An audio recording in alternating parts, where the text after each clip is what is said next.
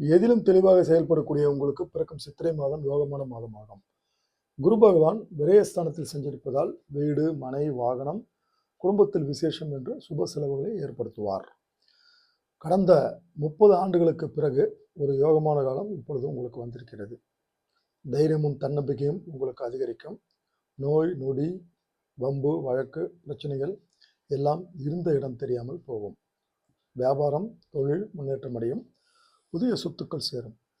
உத்தியோகத்தில் இருந்து வந்த நெருக்கடிகள் விலகும். அரசியல்வாதிகளுக்கு கடந்த கால நெருக்கடிகள் விலகி யோகமான நிலை ஏற்படும். பெண்களுக்கு செல்வாக்கு உயரும். மாணவர்கள் உயர்கல்விக்காக எடுக்கும் முயற்சிகள் வெற்றியாகும். இந்த புனர்பூசம் 4ஆம் பாதம் நட்சத்திரக்காரர்கள் இந்த மாதம் வழிபட வேண்டிய தெய்வம் பெருமாள். பெருமாளை வழிபட நன்மை நடந்தேறும். யோக நிலை ஏற்படும்.